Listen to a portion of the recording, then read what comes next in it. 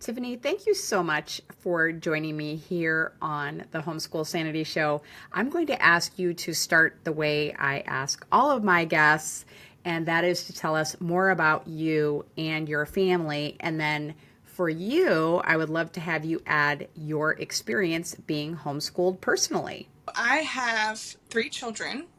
When I married my husband, he came with a bonus. She was 3 years old when I married him, and I was able to adopt her a few years ago. She's 16 now, my oldest. And then I have a 10-year-old and an 8-year-old. I have homeschooled one of them, and I homeschooled her. Honestly, I never thought I would homeschool. Okay. I was homeschooled for, let's see, uh, about 4 years when I was a child, and I had a very difficult experience with it. My mother had a lot of mental health issues, and it was difficult for me because when we were homeschooled, we didn't do much. We stayed at the house a lot because our mom had trouble getting out.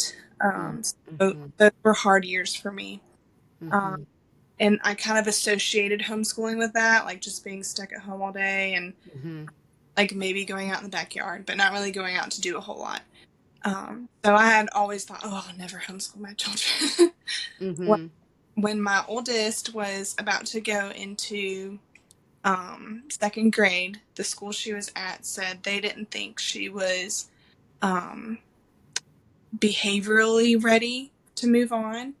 And academically, she was doing great. She was doing very well. She was an early starter, so she was a year earlier than everyone else, and they thought it'd be best to hold her back. Well, I was very concerned if she's having behavioral problems and she's getting straight A's and everything, well, she'll Mm-hmm. probably be worse behaved. So we looked at a couple other options. I was like, you know what? I'm just going to homeschool her. And so I quit my job, went home to homeschool her. We had a great couple years. I really enjoyed the flexibility, and I was not at all like my mother. I was, let's go do all the things. We did all kinds of field trips all the time. I was in a good co op, and we really enjoyed our homeschool journey. We did pause it. I had two other children, and for a time, I had a toddler, a newborn, and my oldest had ADHD. So it was a little difficult to keep Mm-hmm. her attention while tending to the littler ones. So I sent her back to school for a couple years. And then when they were a little more settled, brought her back and homeschooled her until high school. And I strongly believe that every parent should choose their child's journey for schooling and maybe even different for each kid. What's for one of my kids does not work for other kids. Mm-hmm. Um, so I really believe parents should each kid take a look at what works best for them. Mm-hmm. And that translates into homeschooling looks different. Like they might have one kid that does videos and one kid that they just read most of their material.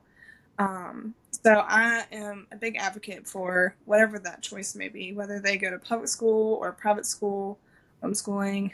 One of my kids has done all of them. Uh-huh. Uh-huh. And it's just whatever she needed at that time. Mm-hmm.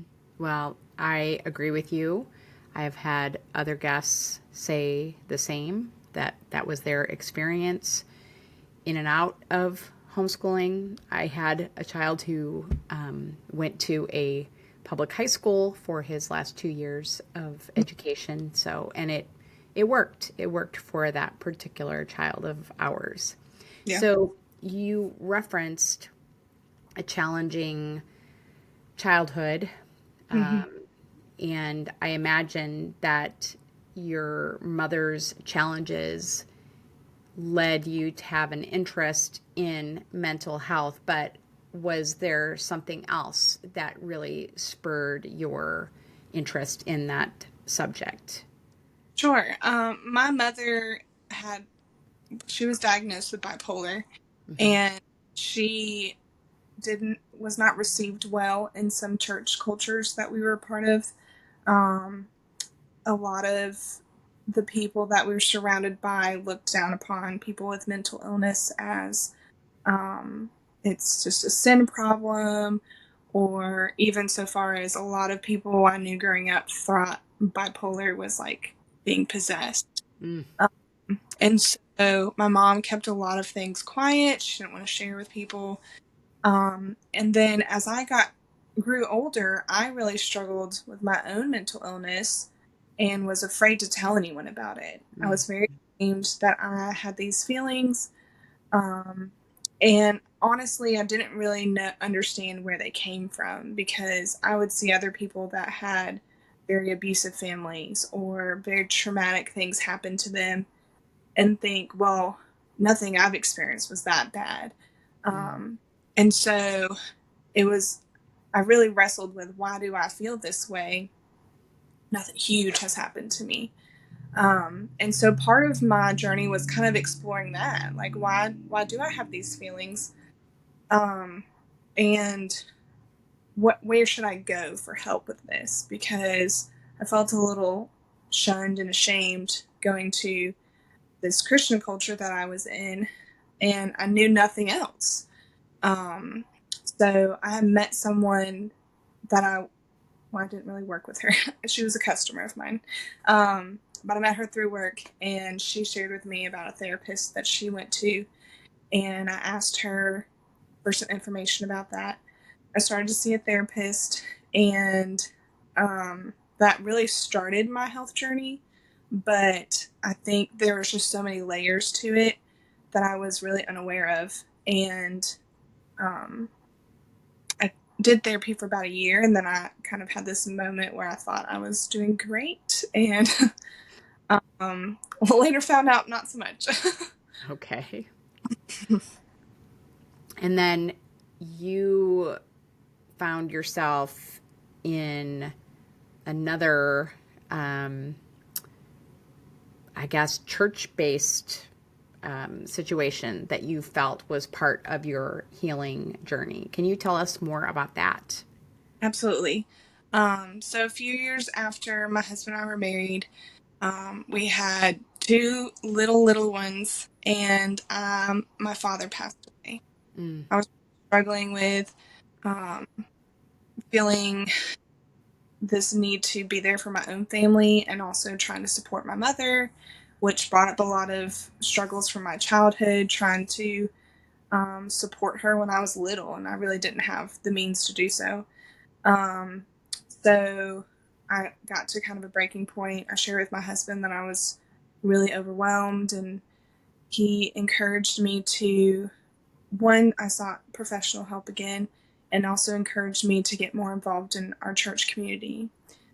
They did a Bible study called The Armor of God by Priscilla Schreier that was really impacted me. Um, Primarily to understand who my real enemy is. I mm, think for so long I was fighting myself. I thought I wasn't good enough, and I was constantly tearing myself down, trying to make myself better when I was really battling lies from the enemy. mhm, And being able to identify that, being able to speak truth over those lies really just was very pivotal in my healing journey. mm.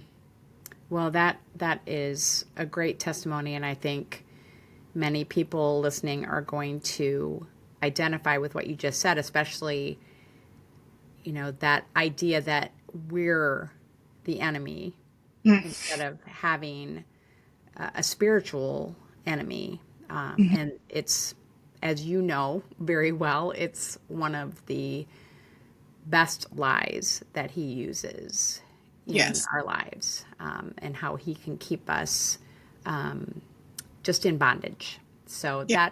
that is wonderful that you were able to find that, and I'm impressed that you felt comfortable enough going to the church when you had not great experiences around mental health in the past. So I give you a lot of credit for doing that. And it sounds like your husband was really encouraging you in that Mm-hmm. regard. So that's wonderful.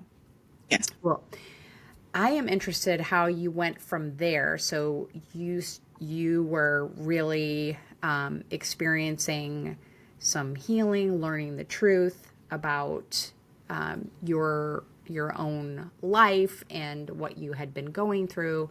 But then you started working with teens. Can you tell us how that came about? Yeah. So let's see, about maybe 2 years after that Bible study, my daughter was getting ready to go into student ministry.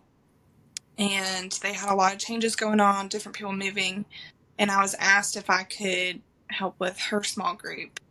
And at the time, I was homeschooling her again. I wasn't thrilled about the idea because I felt like it's nice for a homeschool kid to have another mentor in their life. I was like, I'm with this kid 24/7. And Right. but you know what? This might be a good chance to kind of get to know some of her other friends better, and maybe I can kind of encourage some of the other moms to get more involved. So I went for it. And I started interacting with the kids that were older too and just getting to know everyone. And I told the youth pastor at the time, I was like, hey, I did this Bible study a couple years ago and it just changed my life. We should do it for the kids. I think there's a teen version. And he looked at me and he said, okay, when are you teaching it? Yeah. I was like, Right. oh. um, and honestly, I felt so unqualified. And I Mm. had so many excuses for him. And he looked at me and he said, Tiffany, you have grown up in church. You've gone to services. You've gone to chapel services. You went to Christian school. Like, how much more qualified do you need to be? Are you planning to go to seminary to teach Sunday school?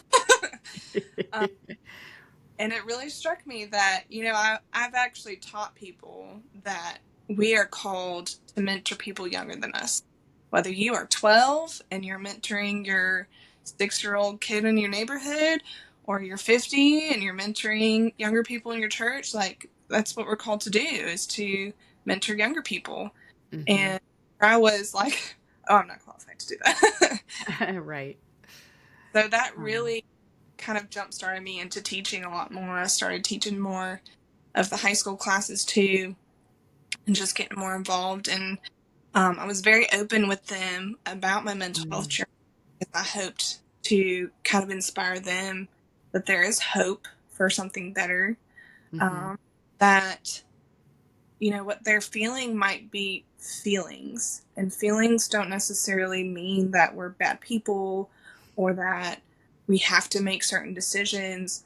They're mhm. telling us something, and that sometimes that's something that we need to work through and not just ignore like I tried to for a long time. Mm, mhm. So Yeah, it was and really experience being able to teach them. I bet. And I think you can normalize those feelings and experiences for young Mm-hmm. people then. And I even today there is still a stigma and there is still tremendous fear around talking about those kinds of emotions and thoughts that are really so common. It's Right. common.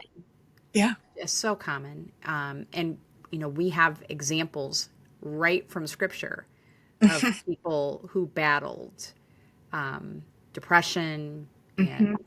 and other forms of mental illness. Right. I hesitate to even use that term illness because, as I said, I think it's it's so normal. It's Mm-hmm. so common Mm-hmm. to have these experiences. Now, what is a variation that we have to consider, of course, is how severe it is, right? Because some people will have symptoms for a day, a week, a month, and some people are battling it chronically. So, Right. but I do think it's so important to have a conversation about it, and I am really glad that you were called to teach these young people about mental health. Well, then you went on to write a book called The Cursed Brain. Do you pronounce it cursed or cursed? Cursed. Mm-hmm. Cursed. Okay. So, The Cursed Brain. What inspired you to write that book? So I was teaching these high school kids, and one of them asked me to share more about what the Bible has to say about mental illness. And I looked through all kinds of curriculum and tried a lot of different materials, and nothing really, I felt, spoke truth about what these kids were experiencing that was really um, directed towards them. And so I thought, well, maybe I'll kind of piece together some things that I had studied through the years and just kind of make a compilation of stuff. And a friend of mine asked me, she was actually my co-teacher, asked if we could go grab coffee one day. And she shared with me that she was really struggling with her mental Mm. health. And I shared with her a lot of what I'd just been learning over the past couple of years. And she looked at me and she said, "You need to tell this to our young people." And I was like, okay. I've kind of thought about just writing my own curriculum, but I just feel like I don't really know how to do that. And she was like, "Well, just start." So, Uh-huh. okay. So I went to the youth pastor and I said, "This is what's been going on. Are you comfortable with me kind of writing a curriculum and teaching it?" And, of course, you can look over my notes and just check over everything, make sure that I'm not totally out in left field or whatever. Mm-hmm. Um, so that's what I would do. I would write kind of a rough draft on a Sunday afternoon and email it to him. He'd look over it, and usually he actually ended up started making me like uh, little worksheets for the kids, like that I would pass out to go along with the lesson. And then the next Sunday I would teach it, and I would get great feedback while I was teaching it, stuff that I hadn't really thought of that I could add, and just spent about 6 weeks doing that. And after I finished, I started editing it and getting it ready to publish. Wow. Well, that is really, really neat. And I love that your pastor was so encouraging and added value to what you were doing. And I can absolutely relate to that idea of, how do I write a curriculum? How do I do that? And am I qualified to do that? That is exactly how I felt. And I kept looking for a book that would tell me step by step how to do it, and I never found it. So I just had to go forward, and that's what you did too. And I think that that's fantastic. And we'll talk in just a bit about, what is involved in that, in the book that you created. But I am interested in knowing if you have ever had to navigate mental health issues with your own children. I have. Both my girls have had some struggles. My oldest, the most, as I mentioned earlier, I had adopted her. Her birth mother left her, and in the first few years of me marrying her dad, there was a lot of trauma. My dad passed away after she had just gotten really close, and then my husband's mother passed away a few years after that. She experienced a lot of life change really early, moving to different parts of the state and changing schools often, and then me bringing her home to homeschool her, um, and then adding new siblings. It was just a lot for her to handle. Mm-hmm. Um, she was about 7. She started um, just displaying some behaviors that were outside of my wheelhouse. I had no idea really how to help her. So we did seek some therapy for her. And honestly, sadly, it made things worse for a little while because the facility she went to had a large turnover, and she saw like I think 5 therapists in 2 years. Mm-hmm. And it just kind of added to these feelings of abandonment that she was struggling with. Right. So we took a step back for a little bit and just did a lot of our own research and tried to help her. And then after a few years, she went back into therapy. We kind of researched a better place that was a lot more stable in as far as turnover. And she made great progress. She's been there for about a year and a half, and she's done really well. It was also very helpful at the time, was right around when I was adopting her. So a lot more of her feelings about her birth mom were coming back, and Mm-hmm. it was a good time for her to be able to work through that with someone else too. Um, and then my middle one has had a lot of anxiety, um, just, stuff with the pandemic. And she was in second grade with the pandemic. And she already was just one of those, she likes routine. She's a little Mm-hmm. OCD. So this pandemic just threw her for a loop. Right. um, so getting back into school in third grade, she was very anxious and worried a lot. And uh, as her mother, I really wanted to be able to fix that for her. And so I did a lot of research and tried some different coping strategies with her. And it's difficult sometimes to be able to say, you know what, I might not be the right person to help my child. Mm-hmm. And I was able to take her. She only needed a few sessions, but she went to a therapist and was able to kind of see things from a different perspective, and made great progress with that. It's been Mm. great. Well, I'm very sorry for both of your daughter's experiences that led to some mental health challenges. Um, but I am so glad that you talked about how, I mean, first of all, it's so important, as you well know, to find the right Mm-hmm. therapist, the right counselor, whatever mental health professional you are working with. It's such an intimate relationship, and you can't expect to just make an appointment and have it be a perfect fit right from the get-go. I think that's one thing I want to remind people.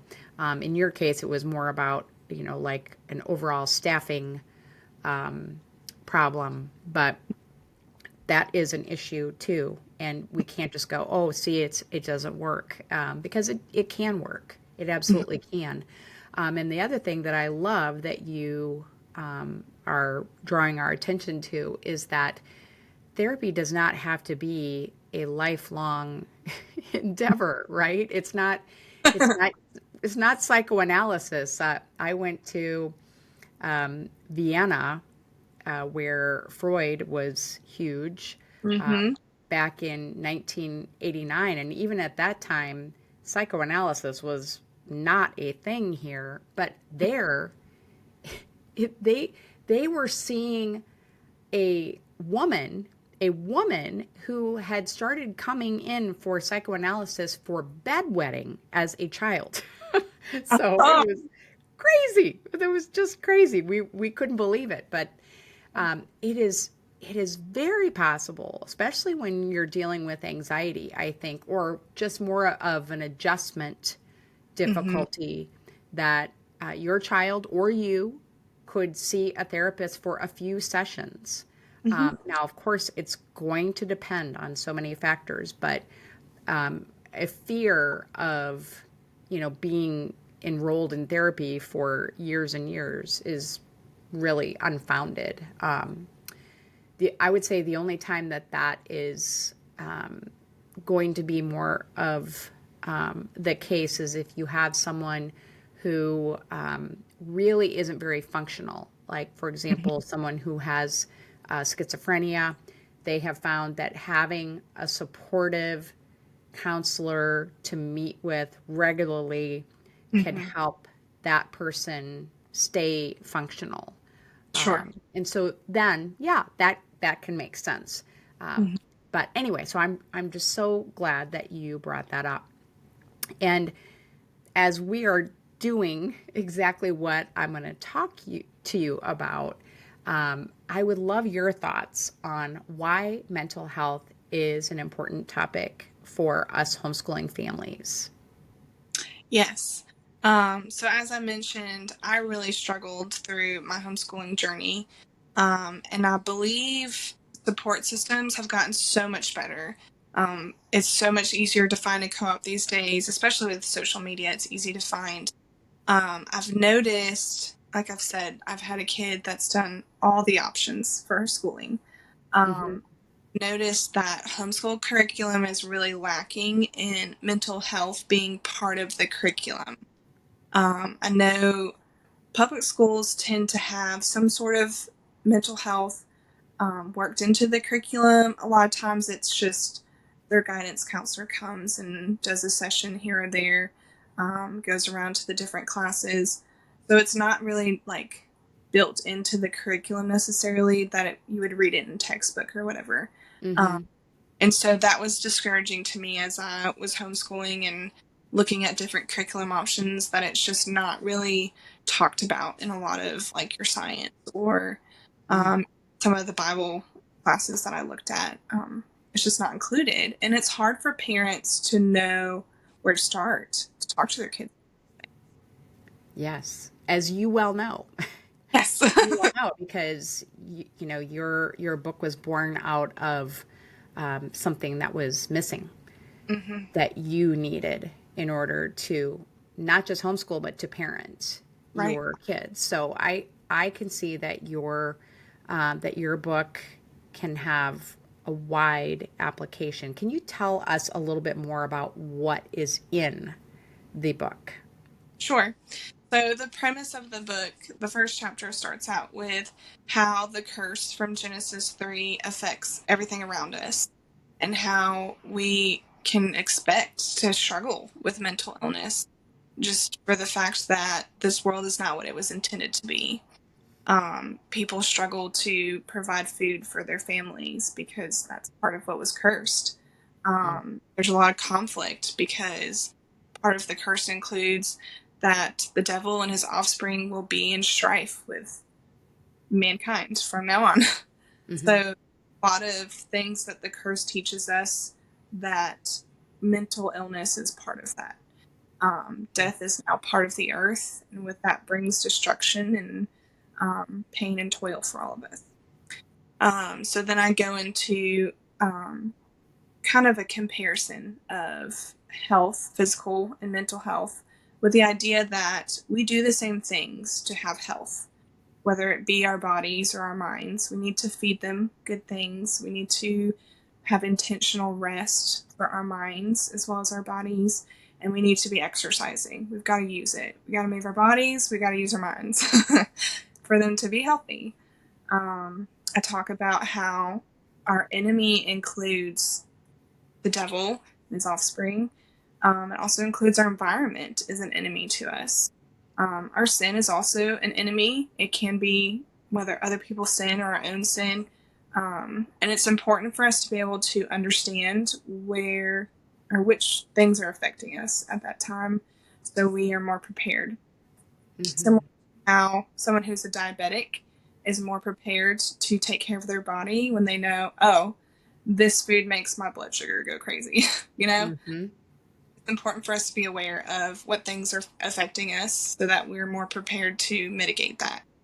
Um, Take a look at the life of Jesus and how he found joy and brought unity to people, where he found peace, and how we can imitate that to kind of ground us and kind of stabilize some of our feelings. Um, and then I just kind of have some verses at the end to encourage people if they're feeling defeated or anxious or depressed, just some scripture they can turn to.